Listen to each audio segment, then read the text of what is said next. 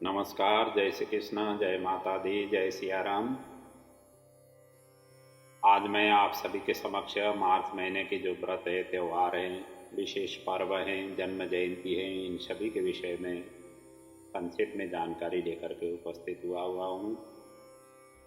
इस महीने में महाशिवरात्रि का पर्व, होली का पर्व और साथ साथ में दयानंद सरस्वती और श्री चैतन्य महाप्रभु इनके जन्म जयंती पड़ रहे हैं।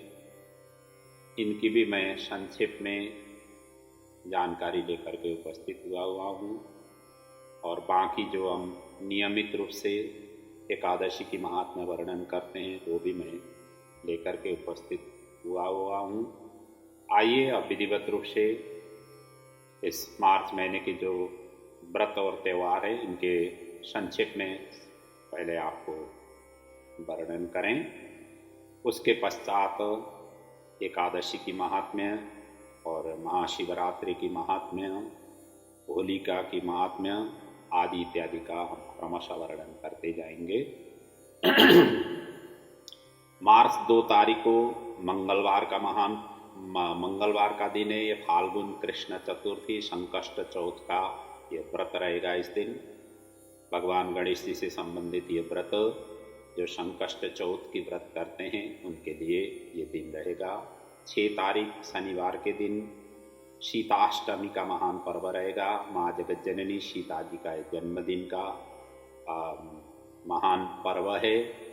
सुहाग सामग्री से मैया सीता को इस दिन पूजना चाहिए, जिससे उनकी कृपा से सुयोग्य संतान की अभिवृद्धि और अचल सौभाग्य की प्राप्ति होती है।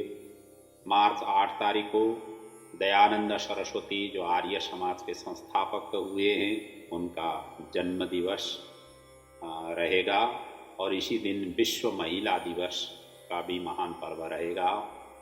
9 मार्च को मंगलवार के दिन विजया एकादशी का महान पर्व रहेगा। भगवान विष्णु से संबंधित सभी एकादशी पर्व भगवान विष्णु से संबंधित पर्व हैं। इसी प्रकार 10 तारीख को बुधवार के दिन प्रदोष व्रत भगवान शिव जी से संबंधित यह व्रत है।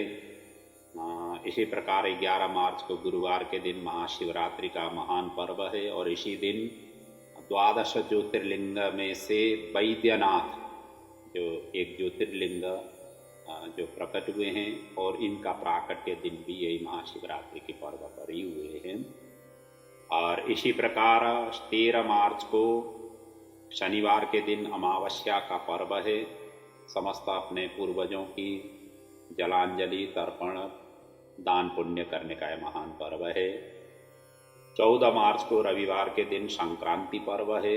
मीन राशि में भगवान सूर्य नारायण प्रवेश होंगे, इसीलिए इनको मीनार्क कहते हैं। और मीन राशि के जो सूर्य है थोड़ा कमजोर माना जाता है, इसीलिए अमूर्ता के रूप में भी इनको शास्त्रों ने वर्णन किया हुआ है। और इसी दिन से फाल्गुन महीने की शुक्ल पक्ष की प्रतिपदा भी प्रारंभ होगी। 15 तारीख सोमवार के दिन फुल्लेरा दूज का महान पर्व रहेगा।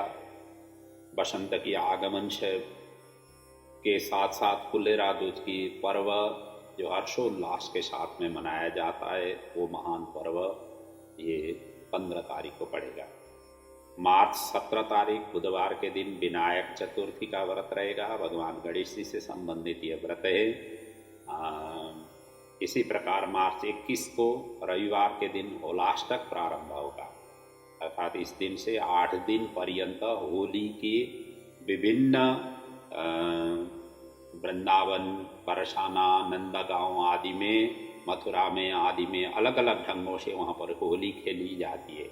लट्ठा मार होली से लेकर अनेक रंगोत्सव की होली से लेकर अनेक प्रकार की प्रतिदिन वहाँ पर मनाया जाता है। ऐसा बड़ा अद्वितीय अद्भुत भगवान श्री कृष्ण की जन्मभूमि जो जन्म क्षेत्र है ब्रज 84 कोस, वहाँ पर ये बड़ी धूमधाम से होली का पर्व मनाया जाता है। भगवान श्री कृष्ण से ही जोड़ा हुआ है होली पर्व की महिमा, क्योंकि उन्होंने गोपियों के साथ में ये रंगों की उत्सव उन्होंने मनाई थी। पिचकारी आदि करके सभी गोपियों को कृष्णमय स्वरूप में उन्होंने परिणत कर दिया था, इसलिए उनसे जुड़ा हुआ है। तो ब्रजभूमि में बड़ी हर्षोल्लास के साथ में होली का पर्व, और साथ साथ में सारा भारतवर्ष में ही खुशी और एक दूसरे के प्रति स्नेह, आर्द्रता, प्रेम, सद्भाव का ये महान पर्व मनाया जाता है। ये होलाष्टक यहाँ से प्रारंभ होगा।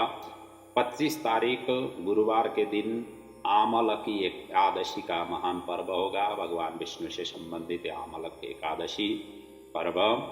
26 तारीख शुक्रवार के दिन प्रदोष व्रत रहेगा, भगवान शिव से संबंधित ये व्रत।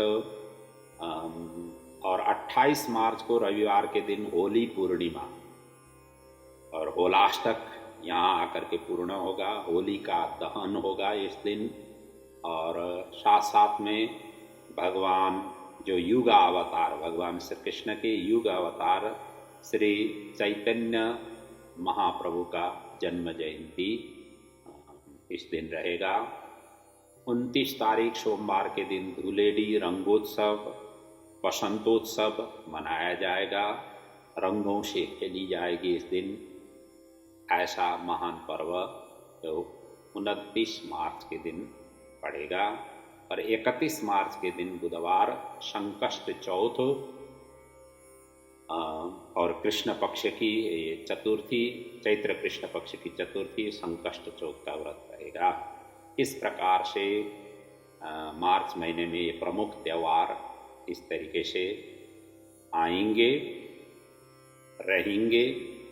अब यहाँ इसके पश्चात मैं आपको जो इस महीने में एकादशी पर्व है, जो 2 जयंती है, जो महान पुरुष हुए हैं जिन्होंने समाज के लिए इतना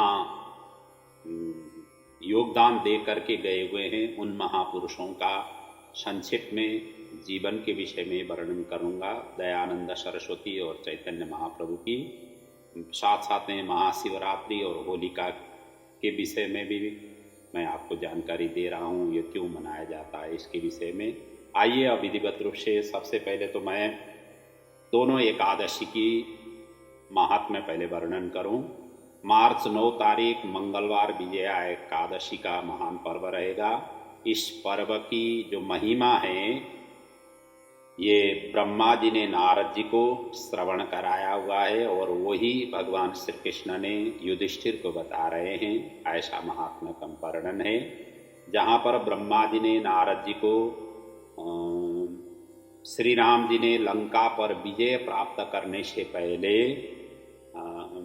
जो समुद्र तट में पहुँचे हुए थे, समुद्र को पार करना था, और जिसके लिए वो कुछ मतलब चिंताग्रस्त थे कि कैसे ये समुद्र को पार करके जाएं, बड़े चिंतित थे। उस समय लक्ष्मण जी ने राम जी को बताया कि यहीं पास में ही बकदालभ्य ऋषि तपस्यारत हैं, जो सदियों से, युगों से वो तपस्यारत हैं, उनसे जा कर के हम क्यों सलाह नहीं दें। इस तरीके से उन्होंने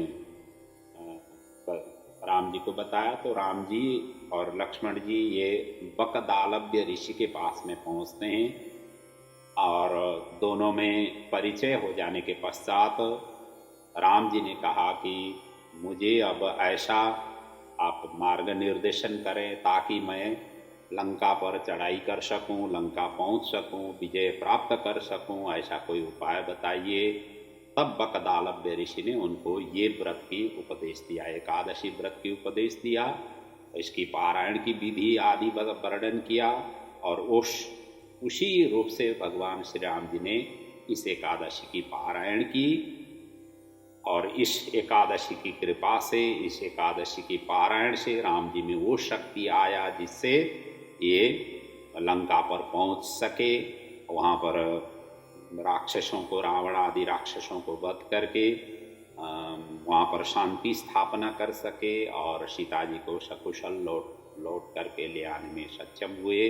लंका पर इन्होंने विजय प्राप्त इस व्रत के कारण से करने से इसका नाम विजया एकादशी का पर्व पड़ा हुआ है। ये महात्म्य इस एकादशी की महात्म्य की ऐसी वर्णन है। इसीलिए इस एकादशी को करने से विजय प्राप्त हो जाती है। जो भी बाधाएं अड़चने हैं, जो भी मुसीबतें हैं, उन मुसीबतों से निकलने के लिए ये व्रत करना श्रेयस्कर है।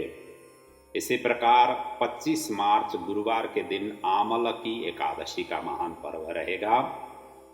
और इस एकादशी की महात्म्य में वर्णन ऐसा आता है कि वशिष्ठ जी ने मानधाता को ये व्रत का उपदेश दिया हुआ है, जहाँ पर वैदिश नाम नगर में चंद्रवंशी चैत्यरथ नाम के राजा ने ये बड़े धर्मात्मी थे राजा, सभी प्रजाओं को साथ में रह करके सभी व्रत त्यौहार और ये उत्सव आदि किया करते थे। और इसी क्रम में प्रजाजनों को साथ में लेकर के इन्होंने एकादशी की पर्व रात्रि में जागरण करते हुए किया। और जो आंवला वृक्ष के नीचे बैठ करके आंवला वृक्ष को उन्होंने पूजन करते हुए ये किया। और जिससे और अंतिम में उन्होंने प्रार्थना की, हे धात्री वृक्ष, आप ब्रह्मा जी की कृपा से आप इस धराधाम में आए हुए हैं, अर्थात उत्पन्न हुए हैं। क्योंकि ब्रह्मा जी ने ये बीज, आंवला वृक्ष के बीज उन्होंने वपन किया था। और वपन कहाँ किया था कि जो वृंदा अपने शरीर शांत की हुई थी, इसकी लंबी चौड़ी कथा है, लेकिन इतना ही समझें कि वृंदा जब भस्मीभूत हो गई थी, वहाँ पर भगवान विष्णु उस भस्म राशि में जाकर के सोए हुए थे। तो बाद में पता चला कि भगवान विष्णु तो गायब हैं। फिर जो है ना शिव जी को प्रार्थना की, शिव जी ने कहा माता पार्वती को जाकर के बताओ। तो पार्वती ने उन्होंने बीज प्रदान किया और उस बीज ला करके ब्रह्मा जी ने उस भस्म राशि में छोड़ दिया। उससे आंवला वृक्ष की उत्पन्न हुई। उधर भगवान विष्णु भी उस भस्म राशि से निकल करके फिर अपने स्वरूप में वो पहुँचे, मतलब पुनः वैकुंठ में पहुँच करके फिर कार्यभार संभालने लगे। तो साथ साथ में वहाँ पर तुलसी वृक्ष भी वहाँ से उत्पन्न हुई और मालती वृक्ष के भी उत्पन्न हुई, क्योंकि महालक्ष्मी ने भी वहाँ वपन किया था वो बीज, पार्वती माता ने जो बीज दिया था। तो इस तरीके से वो इन वृक्षों की उत्पन्न हुई, जो भगवान विष्णु के लिए अत्यंत प्रिय भी माने जाते हैं ये वृक्ष। और वैसे भी हमारे आयुर्वेदिक शास्त्रों में तो आंवला का फल सर्वोपरि औषधि के रूप में सेवन किया जाता है, प्रयोग में लिया जाता है। इसलिए धाता कहते हैं ब्रह्मा जी को। धाता द्वारा इस बीज का वपन करने से इसका नाम धात्री वृक्ष, अर्थात आंवला वृक्ष को धात्री वृक्ष के नाम से भी जाना जाता है। और ऐसा ये धात्री वृक्ष की उन्होंने प्रार्थना की हुई थी, और जिसके कारण इनको अतुलनीय शक्ति प्राप्त हुआ भगवान विष्णु की कृपा से। और उस शक्ति के आधार पर इस देश में बड़ी आनंदमय इन्होंने सभी धार्मिक कार्य करते हुए सभी प्रजाजनों को सुख और शांति प्रदान करते हुए उन्होंने अपने जीवन काल व्यतीत किया, ऐसा वर्णन है। साथ साथ में वहाँ पर एक बहेलिया आकर के ये रात्रि को सारा कथा श्रवण किया। वो बहेलिया दूसरे जन्म में विदुरथ के पुत्र वसुरथ होकर के जन्मा, और पिता के पश्चात इसने राज्यभार जब संभाला, एक दिन ये शिकार खेलने के लिए वन में गया। वहाँ पर म्लेच्छों से, भील जातियों से उनका लड़ाई हो गई, अंततोगत्वा मूर्छित हो गए। और मूर्छित हो जाने के पश्चात मतलब इनके शरीर से ऐसा तेज एक दिव्य नारी के रूप में प्रकट हुआ, जिस नारी के द्वारा सभी म्लेच्छों को भगाया, कितने को तो वध किया।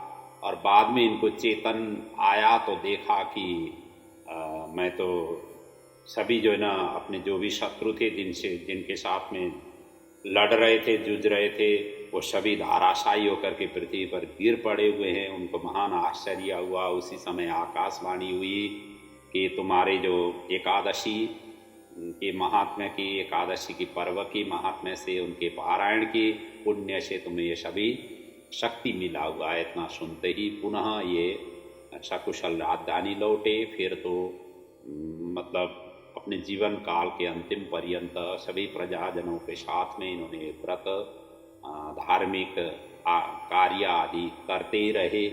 ऐसा महान इसकी कथा की महात्म्य में ऐसा महान चरित्रों का वर्णन है। तो आंवला वृक्ष की पूजन अर्चन करने से इस एकादशी का नाम आमल की एकादशी पड़ा हुआ है। ये तो हो गई आपकी एकादशी, दोनों एकादशी की संक्षिप्त में महात्म्य। अब आइए दयानंद सरस्वती के विषय में छोटी सी जानकारी पहुंचाएं। जिनको 8 मार्च के दिन सोमवार के दिन इनका जन्म जयंती पड़ेगा। ये आर्य समाज के संस्थापक रहे स्वामी दयानंद सरस्वती। ये अनन्य देशभक्त थे। समाज के लिए इन्होंने काफ़ी कुछ सुधारने की कोशिश की अपने जीवन काल में। बड़े मार्गदर्शक भी हुए। ये ब्राह्मण कुल से उत्पन्न हुए थे और ये इनका जन्म गुजरात प्रांत में हुआ था। और ब्राह्मण कुल में उत्पन्न होने से स्वभावतः इनके घर में धार्मिक कार्य आदि होते रहते थे। पिताजी भी इनके सुसंपन्न थे, कोई ऐसे नौकरी करते थे जिससे वो मतलब कोई भी कमी नहीं थी घर में। तो बाद में क्या हुआ कि पिताजी की ये बड़े आज्ञा पालक थे। और एक दिन पिताजी ने कहा कि महाशिवरात्रि पर्व आ रही है, उस दिन आपको उपवास भी रखना है, रात्रि को जागरण भी करनी है। इस तरीके से उन्होंने कहा। तो इन्होंने जैसे पिताजी ने कहा था, इन्होंने उपवास रखा, रात्रि को जागरण में बैठे, भगवान शिव जी के ही सान्निध्य में बैठ करके इन्होंने जागरण की।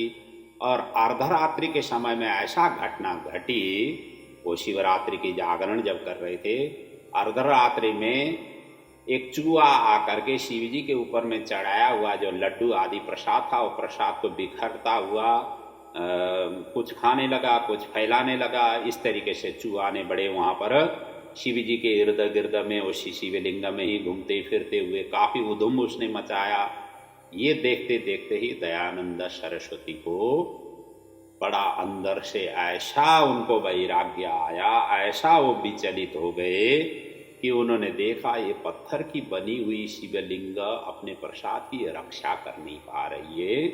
इसका मतलब पत्थरों में भगवान नहीं है, भगवान तो है तो दूसरे ही चीज़ों में हो सकते हैं। ऐसा उनको अंदर से वैराग्य आया और उन्होंने उसी क्षण ही सत्य की खोज के लिए निकल पड़े और जाकर के एक ब्रजानंद से इन्होंने गुरु स्थापना की और तुरंत उन्होंने संन्यास दीक्षा ली। और ये घटना उनकी 21 वर्ष की उम्र में ये घटी थी। उसी समय इन्होंने संन्यास की दीक्षा ली और ब्रजानंद से ही इन्होंने सभी वेदांगों का अध्ययन किया। सत्य की इन्होंने खोज करने की बड़ी कोशिश की और अपने जीवन में कामयाबी भी हुए। सत्यार्थ प्रकाश नाम का इस महान ग्रंथ का उन्होंने हम सभी समाज को दे करके गए। साथ साथ में वेदों का उन्होंने भाष्य, ऋग्वेद की इतने लंबी चौड़ी उन्होंने भाष्य की, जो सरल भाषा में हिंदी भाषा में उन्होंने आर्य भारोवेली भाषाओं में उन्होंने इसको उसके मर्मों को उल्लेख करके समाज को प्रदान किया। तो उसके पश्चात इनको जो है ना, समाज में जितने भी ढोंग हैं, पाखंड हैं, जो कुरीति है, अंधविश्वास है, इनके ऊपर में उन्होंने एकदम से डट करके समाज को एकदम सचेत करने के लिए पूरे भारतवर्ष ये भ्रमण भी किए। और इन्होंने 1875 में गुड़ी पड़वा के दिन ये आर्य समाज की स्थापना की, जो आज आकर के आर्य समाज जो सारा विश्व में ही फैला हुआ है। विश्व के हर क्षेत्रों में आर्य समाज का अपना अस्तित्व और उस प्रकार से मजबूत होकर के सभी तरफ उनके अनुयायी बने, शिष्य प्रशिष्य बने। और इन्होंने जीवन में बाल विवाह का विरोध किया, जो उन दिनों में बाल विवाह हुआ करती थी वो विरोध किया। विधवा स्त्री को शादी करने के लिए, पुनः शादी करने के लिए उन्होंने प्रेरणा प्रदान की, समाज को जागरूकता उन्होंने प्रदान की और सभी वर्गों को समान रूप से व्यवहार करने के लिए उन्होंने प्रेरणा की। ब्राह्मण, क्षत्रिय, वैश्य और शूद्र 4 ही प्रकार के वर्णों को समान रूप से व्यवहार आचरण करने की उन्होंने प्रेरणा प्रदान की। और नारी शिक्षा के लिए बड़े उन्होंने जोर दिया। नारी यदि शिक्षित रहेंगे तो सारा समाज शिक्षित होगा, इस प्रकार की भी उन्होंने जोर दिया। इस प्रकार से अपने जीवन काल में बड़े ही इन्होंने संघर्ष किए। हालांकि इनको कई बार जो है ना प्रताड़ित भी होना पड़ा, कई जो है ना इनको हंडरे खाने पड़ी। और उस समय की जो समाज व्यवस्थापति, जो सनातन धर्म को फॉलो अप करने वाले थे, इन सभी ने काफ़ी इनके जो है ना विरोध भी किया। कई मतलब संघर्ष इनको करनी पड़ी, लेकिन समाज को एक अलग नया दिशा उन्होंने देने में सक्षम हुए, काबिल हुए। ऐसे महान पुरुष की जन्म जयंती है। उनको श्रद्धावनत होकर के इस दिन को प्रणाम करना चाहिए। उनकी ग्रंथों का अनुशीलन और उनकी जीवन को स्मरण करना चाहिए। ऐसा दयानंद सरस्वती रहे हुए हैं। और आगे जा कर के ये जो 28 मार्च को रविवार के दिन श्री चैतन्य महाप्रभु का जन्म जयंती है। और ये चैतन्य महाप्रभु भगवान श्री कृष्ण के युग अवतार माने जाते हैं। और ये वैसे भी कहा गया है ना, भगवान की जो प्रार्थना करने के लिए सत्ययुग में तपस्या किया जाता था।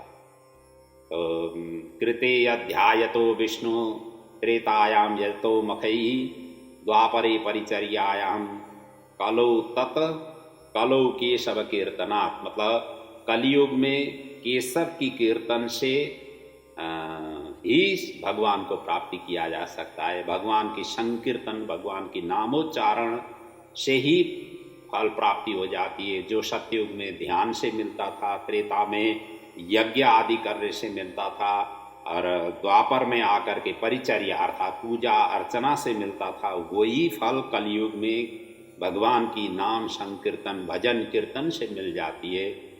ये उन्होंने शिक्षा अपने जीवन काल में प्रदान की।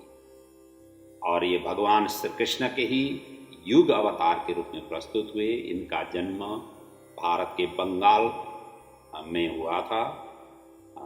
और ये कृष्ण भक्ति धारा को जो इन्होंने ऊंचाई में जो प्रदान किया, कीर्तन भक्ति को जो इन्होंने ऊंचाई में प्रदान किया, ये अपने जीवन काल में अनन्य रूप से उन्होंने अथक रूप से लगे। और ये सभी भक्तों को, जो भी भक्त हैं, जो भी मिल जाते थे, उनको झुक करके प्रणाम करते थे। अपनापन उन्होंने कभी भी ये प्रदर्शन नहीं किया कि मैं बड़ा हूँ, मैं सबसे छोटा हूँ, और मैं सभी समाज के सबसे मैं छोटा हूँ। इस तरीके से उन्होंने अपने आप को परिचय और प्रस्तुत किया। हालांकि उनको एक विद्वानों ने उनको पूछा भी कि आपके परिचय दीजिए, तब उन्होंने जाकर के क्या उत्तर दिया उनको, आप मुझ जैसे व्यक्ति को क्यों आप परिचय पूछते हैं, मेरा कोई परिचय नहीं है। इस तरीके से उन्होंने उत्तर देते गए। फिर भी उन्होंने जोर लगा करके कहा, वहाँ नहीं, आप दीजिए परिचय। तब जा करके उनके मुंह से ये वाणी निकली, गोपी भर्तु चरण कमलयो दास दासानुदास। आप मेरा परिचय पूछते हैं तो मेरा परिचय यही, गोपी भर्तु चरण कमलयो दास दासानुदास। गोपी के भर्तु कौन है? भगवान श्री कृष्ण। और उनके चरण कमल के जो दास कौन है? जो कृष्ण के अनुयायी। और उसके दास कौन है? जो कृष्ण के अनुयायी के जो दास हैं, उनके भी दास, उनके मतलब 3 या दास का उल्लेख किया गया है। भगवान श्री कृष्ण के चरण कमल के दास, उनके भी दास, और उनके भी दास मैं हूं। बस मेरा परिचय इतना ही है। इस तरीके से अपने जीवन में एकदम से छोटे बन करके सभी को प्यार दिया, सभी को प्रेम बांटा, सभी को आत्मीयता बांटा, और सभी को हरि नाम संकीर्तन के लिए हरि बोल हरि बोल हरि बोल, इसकी डिंडिम घोष लेकर के सारा उस समय उत्तर भारत से लेकर दक्षिण भारत पर्यंत इन्होंने यात्रा करके सभी को कीर्तन मंडली में से शामिल किया। और ऐसे महान पुरुष का जन्म ये 1486 फरवरी मास में हुआ था और इनका ये ब्रह्मलीन हुए 1533 में ये ब्रह्मलीन हुए हैं। तो इनकी जो अनुयायी हुए हैं, काफ़ी अनुयायी हुए हैं और इन्होंने जो भी अपने जीवन में न्यौछावर किया हम सभी समाज के लिए और हरिनाम संकीर्तन की जो किया कलयुग के प्राणी के लिए एकमात्र यही सहारा है। वैसे भी कहा गया है हरेर नाम हरेर नामैव केवलम कलौ नास्तैव नास्तैव नास्तैव गतिरन्यथा। कली युग के प्राणियों के लिए अन्य गति नहीं है, केवल हरि का नाम ही एकमात्र गति है। उसी गति से ही इस भवसागर पे संसार से उतर सकते हैं। ये उन्होंने शिक्षा और प्रेरणा समाज को प्रदान करके गए हैं। ऐसे महान पुरुषों का जन्म ये होली पूर्णिमा के दिन हुआ था, जिनका हमने संक्षेप में वर्णन किया। अब आइए महाशिवरात्रि पर्व के विषय में भी आपको कुछ जानकारी प्रदान करूं। ये महाशिवरात्रि की पर्व हम क्यों मनाते हैं, इसके विभिन्न कथाएं हम सभी ने सुना हुआ है। एक बहेलिया जो शिकार के लिए गया रात्रि के समय में और मतलब दिन भर उसने ढूंढा, कहीं शिकार नहीं मिला। रात्रि के समय में संयोगवश एक तालाब के पास में जा कर के एक पेड़ के ऊपर में चढ़ गया। संयोगवश वो पेड़ बिल्व पत्र का पेड़ था और पानी पीने के लिए उसका एक टोकरा भी था अपने साथ में। और जैसे पहले प्रहर में एक मृग आए, मृग को उसने जैसे संधान किया और उसके पत्ते वहाँ से टूटे, बिल्व पत्र के पत्ते टूटे और टूट करके नीचे शिवलिंग था, शिवलिंग में जा करके गिरा। ऊपर से जो टोकरा से पानी जो बाण संधान करते समय वहाँ से हिल करके पानी भी गिरा, जिसके कारण शिव जी में जल भी चढ़ा, पत्ता भी चढ़ा। और बाद में जब उस मृग से वार्तालाप हुई, कहने लगे कि मेरे परिवार में और भी हैं, मैं सभी को सूचना दे करके आऊँ, मेरे छोटे बच्चे हैं उनको मेरी बहन के लिए उनको मैं सौंप करके आऊँ, तब मेरा वध कर लेना, मुझे कोई ऐतराज़ नहीं है। उन्होंने विश्वास दिला करके हो गई। फिर बाद में दूसरे प्रहर में आई, तीसरे प्रहर, चौथी प्रहर, इस प्रकार की कथा जो लोक मान्यता में विशेष रूप से प्रचलित है। अंततोगत्वा उनका 4 प्रहर इस प्रकार से व्यतीत हुआ। सुबह उठते ही भगवान शिव जी प्रकट होकर के उन सभी का उद्धार किया, ऐसा वर्णन है। ये शिवरात्रि के महान पर्व का दिन था, ऐसा वर्णन विशेष रूप से प्रचलित है।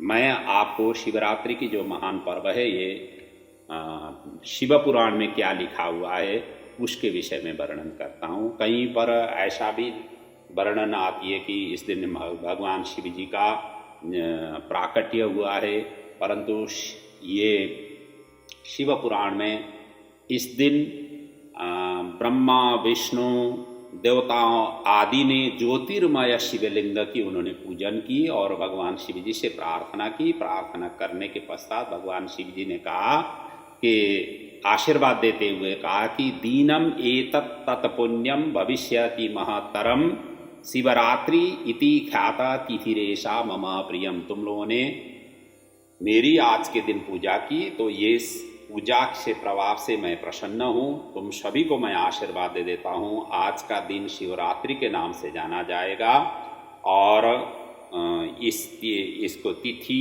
ऐसा मम प्रियम, अत्यंत मेरे लिए अत्यंत प्रिय यह तिथि रहेगा। तो इस प्रकार से उन्होंने सभी के समक्ष में ऐसे आशीर्वाद दिया। और ये ज्योतिर्लिंग ब्रह्मा और विष्णु की मोह को भंग करने के लिए, क्योंकि ये युद्ध में समर्पित हो गए थे, युद्ध हुआ यहाँ पर, बड़ी लंबी चौड़ी युद्ध हुआ है।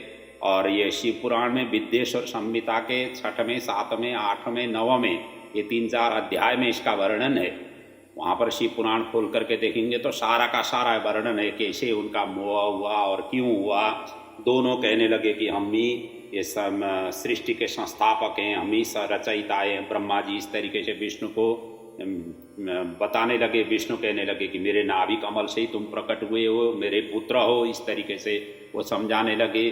दोनों में वार्तालाप जैसे जैसे बढ़ती गई, हाथापाई होने लगा, शस्त्र अस्त्र का प्रहार होने लगा, बड़ा भयावह स्थिति हुआ, सारा ब्रह्मांड ही कांपने लगा, देवता आदि जितने भी थे सभी त्राई त्राई हो गए, ऋषि मुनि सभी त्राई त्राई हो गए। तब जाकर के भगवान शिव जी उससे निराकार से साकार रूप में प्रकट हुए, अनल स्तंभ के रूप में, एकदम ज्योतिर्मय लिंग के रूप में वहां पर प्रकट हुए। उन दोनों की युद्ध करते हुए उसी बीचों बीच में उत्पन्न हुए। और वो कहा गया है, महान अलस्तंभ विभीषणाकृतिर बभूव तन्मध्य तलेश निष्कल। महाअनल स्तंभ के रूप में ऐसे प्रकट हुए भगवान शिव जी, निराकार से साकार रूप में प्रकट हुए। और उसी समय आकाशवाणी हुई कि मेरी छोर पत्ता लगाओ, तब जा, जो पत्ता लगाएगा वही सबसे बड़ा महान है। ब्रह्मा जी हंसारूढ़ होकर के ऊपर की ओर चल पड़े, विष्णु वराह अवतार धारण करके नीचे की ओर चल पड़े। सालों बीत गया, हजारों साल बीत गए, फिर भी उन्होंने कहीं छोर पत्ता नहीं किया। ऊपर जाकर के ब्रह्मा जी ने कहा कि मैं तो अब लज्जा होने से पहले तो ऐसा है, मुझे तो कुछ उपाय करनी चाहिए। तब जाकर के जाते जाते उनको कामधेनु गाय मिली, उनसे उन्होंने समझौता की। केतकी वृक्ष मतलब पुष्प मिला, उनसे उन्होंने समझौता की। और उन दोनों को साक्षी के रूप में जैसे वापस आए, विष्णु भी वापस आए जहाँ से गए थे, ब्रह्मा जी भी ऊपर से वापस आए। और ब्रह्मा जी ने कहा कि मैं तो छोर पत्ता करके आया, इसके साक्षी के रूप में ये गौ है। गौ ने भी हाँ कर दिया, देखिए। और ऊपर उधर से केतकी पुष्प ने कह दिया हाँ। और विष्णु ने कहा कि मुझे तो मिला नहीं, मैं तो गया लेकिन मुझे ढूंढता ही रहा, इतने समय मैंने व्यतीत किया परंतु मुझे मिला ही नहीं छोर।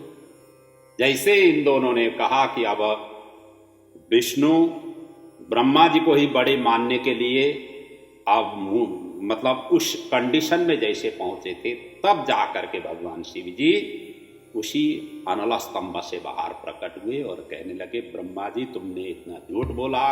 क्रोध की दृष्टि से जैसे देखने लगे, उसी समय भैरव प्रकट हुए। भगवान शिव जी के तृतीय नेत्र से भैरव का प्राकट्य हुआ और भैरव को इशारा किया। और जिस मुख से ब्रह्मा जी ने ये झूठ बोला था, उस सिर को उड़ा दिया भैरव ने। इसीलिए पहले ब्रह्मा जी के 5 सिर थे, भैरव ने वो 5वां सिर उड़ा दिया। और अभी ब्रह्मा जी के 4 ही सिर बच गए। और वही स्वरूप में आज भी ब्रह्मा जी हैं। और ऊपर से शिव जी ने उनको क्रोधित हुए श्राप दे दिया, आज के बाद तुमने जैसे झूठ बोला हुआ है, तुम्हारे कोई भी पूजा नहीं करेंगे, कहीं भी तुम्हारी मठ मंदिर आदि में तुम्हें स्थापित नहीं करेंगे। इस तरीके से भी उन्होंने श्राप दे दिया। अंततोगत्वा ब्रह्मा जी शरणापन्न हुए, कहने लगे कि अब कोई भी मेरे उपासना नहीं करेंगे, प्रार्थना नहीं करेंगे तो मेरा तो अस्तित्व ही नहीं रह गया। मैं क्यों, फिर मेरा अस्तित्व विहीन हो गया तो मैं क्यों, मेरा कैसे जीवन आगे बढ़े। तब जाकर के शिव जी ने कहा कि तुम्हारा मठ मंदिर तो अब मैंने जो बोला ही है, मठ मंदिर तो तुम्हारे होंगे नहीं, तुम्हें पूजेंगे नहीं, लेकिन जहाँ जहाँ यज्ञ होगा यज्ञ के प्रधान के रूप में तुम्हें पूजेंगे। इसलिए जहाँ जहाँ यज्ञ होता है वहाँ पर ब्रह्मा जी की स्थापना करके करना चाहिए, तभी यज्ञ की पूर्ण फल प्राप्ति होती है। ये आशीर्वाद शिव जी ने वहाँ पर प्रदान किया। और इधर जो केतकी पुष्प था, केतकी पुष्प को नहीं भगवान शिव जी ने तिरस्कार कर दिया कि तूने झूठ बोला हुआ है, इसीलिए तुझे जो है ना आज के बाद मैं स्वीकार नहीं करूँगा। तब केतकी पुष्प भी फिर प्रार्थना करने लगे। केतकी पुष्प को कह दिया कि मैं तो स्वीकार नहीं करूंगा, लेकिन बाकी जितने भी देवी देवता हैं सभी स्वीकार कर लेंगे। ये भी उनको आशीर्वाद दिया। और ऊपर से जो गौ माता ने झूठ बोला था, और गौ माता को भी वहां पर शिव जी ने श्राप देते हुए कहा कि जिस मुख से आपने झूठ बोला हुआ है वो मुख आपका पूरे शरीर पवित्र होते हुए मुख आपका अपवित्र होगा। ये उन्होंने श्राप दिया। तभी जाकर के गौ माता के मुंह अपवित्र माना जाता है, उनका गौमूत्र पवित्र माना जाता है, गौमुख जो है ना अपवित्र माना जाता है। इसलिए विष्टा आदि भी भक्षण गौ माता करती है, उसी कारण से ये उन्होंने श्राप दे दिया। और अंतिम में वो अनल स्तंभ बाद में जाकर के जहाँ से अनल स्तंभ उत्पन्न हुआ था वो अरुणाचल पर्वत के नाम से विख्यात हुआ, जो आज भी है, जहाँ पर बड़े साधु संत जा कर के तीर्थ आटन के रूप में वहाँ जाते हैं, तपस्या करते हैं, बड़े देवता ऋषि मुनि आकर के वहाँ पर तपस्या करते हैं। अब अदृश्य रूप में, दृश्य रूप में इस तरीके से वहाँ पर तपस्या आदि करते हैं। यही अनल स्तंभ ही अरुणाचल पर्वत के रूप में स्थापित हुआ है, ऐसा वर्णन शिव महापुराण में उल्लेख है। और कहा गया है कि शिवरात्रि के दिन चारों प्रहर की पूजन रात्रि को जागरण करते हुए करने से पूरे साल भर यदि आपने शिव जी की प्रार्थना पूजन नहीं किया हुआ है तो इससे आपको फल प्राप्ति हो जाती है। और इस दिन अवश्य ही शिवालय में जाकर के शिव जी की प्रार्थना पूजन अर्चन अपने श्रद्धा से भक्ति से जो भी बन पाए शिव जी को फल फल आदि दूध आदि अर्पण करते हुए आराधना करनी चाहिए।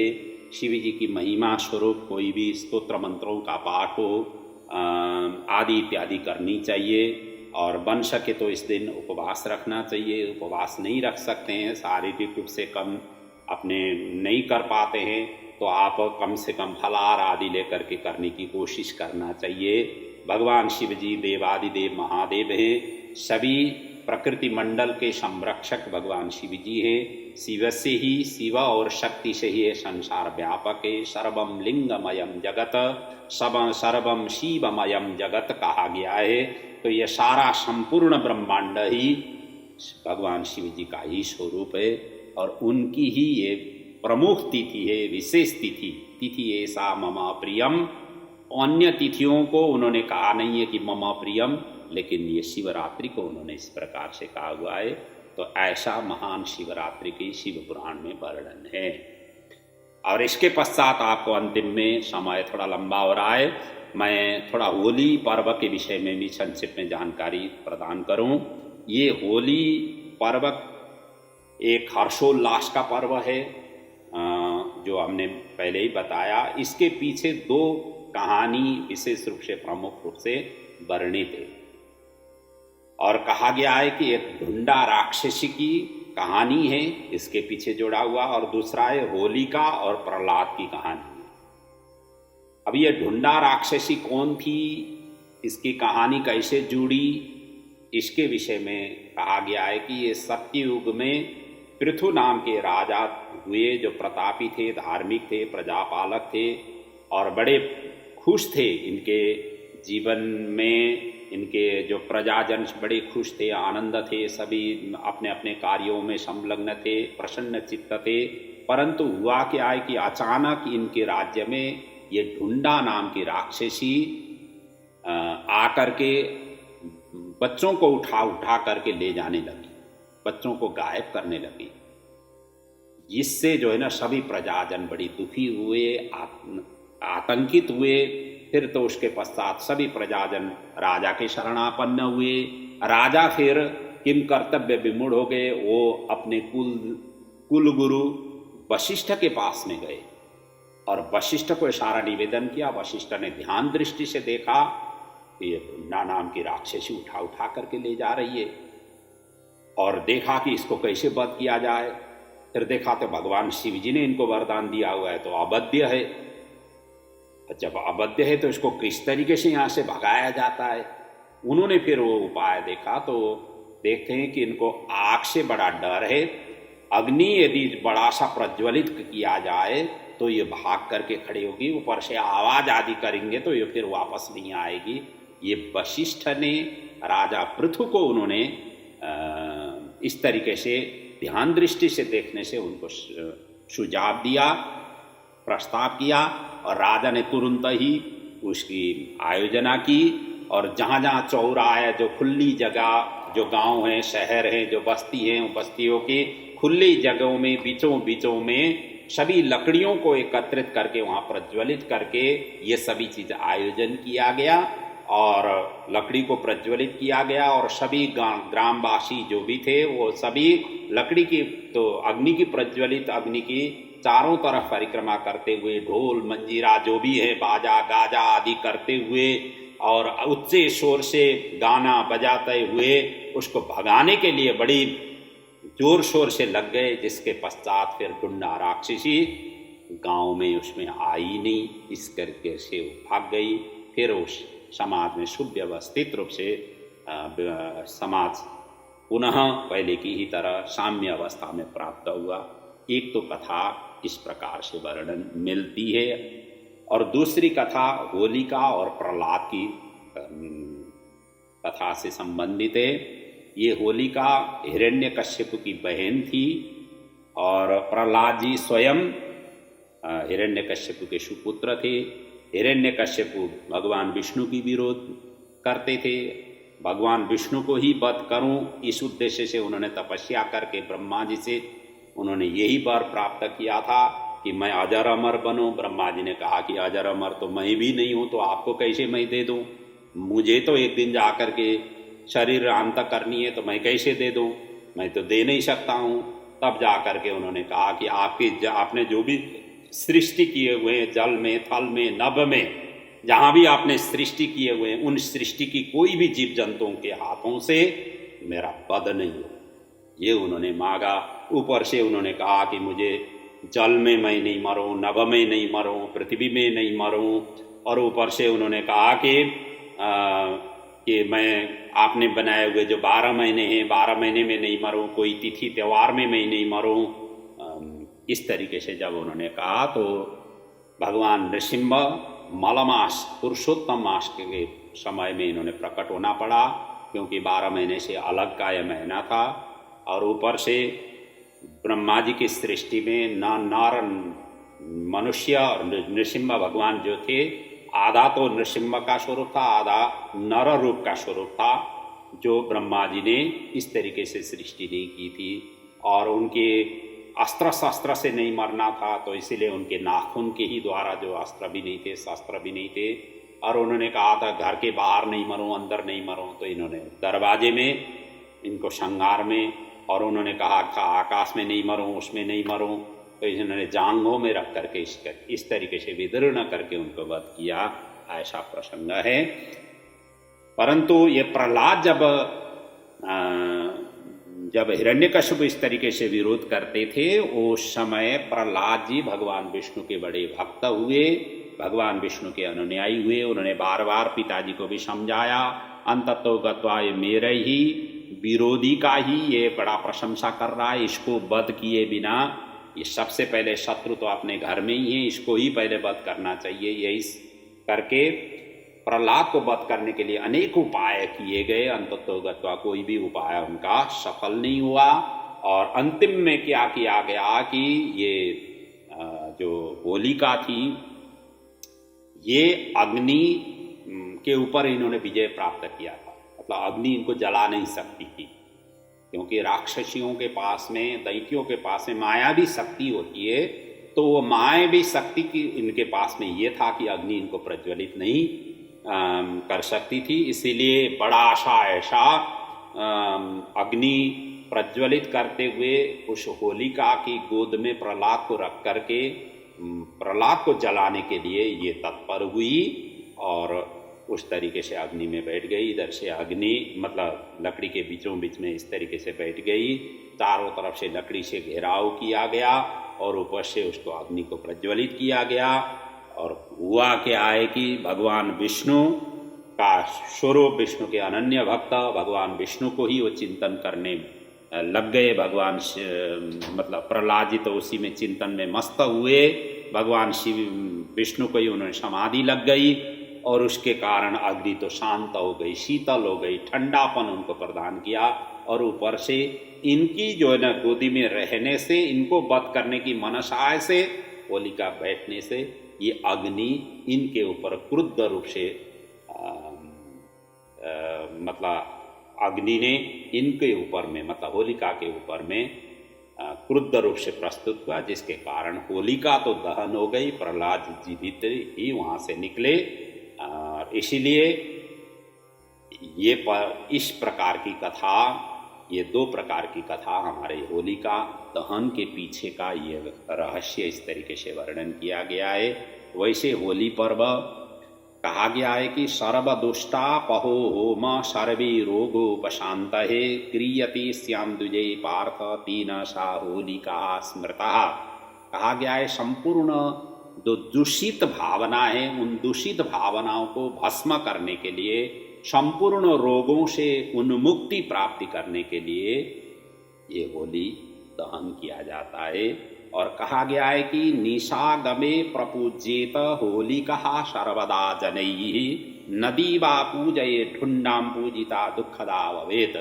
और इसकी सायंकाल के समय में निशागमे मतलब निशा की आगमन, निशा कहते हैं रात्रि की आगमन के समय में इनकी पूजा करनी चाहिए। दिन में पूजा नहीं करनी चाहिए। यदि दिन में पूजा करेंगे तो निष्फल होगा, अर्थात दुखदा भवेत, दुख ही प्राप्त होगा। इसलिए सायंकाल में पूजा अर्चना करनी चाहिए। और आज भी यही देखा जाता है कि चौराहों में, तिराहों में, ऐसी जगहों में होली का दहन हो जाती है, करते हैं। वो उसी का ही प्रतीक का स्वरूप है। और इनकी होलिका दहन के अग्नि को मतलब अग्नि की सेक लेने से शरीर सुस्वास्थ्य रहता है। और ख़ास तौर से जो बच्चे हैं, छोटे छोटे बच्चे जिनको कहा जाता है ना छोटी छोटी बीमारियां लगती रहती है, और ऐसे बच्चों को तो विशेष रूप से होलिका की प्रज्वलित करते हुए उनकी आँख की सेक देना चाहिए। तो ये विशेष रूप से मनाना चाहिए। ऐसा महान पर्व है होलिका दहन की पर्व। तो इन सभी की आप तक में मुझे सूचना देनी थी। इसके पीछे का जो महिमा था वो वर्णन करना था।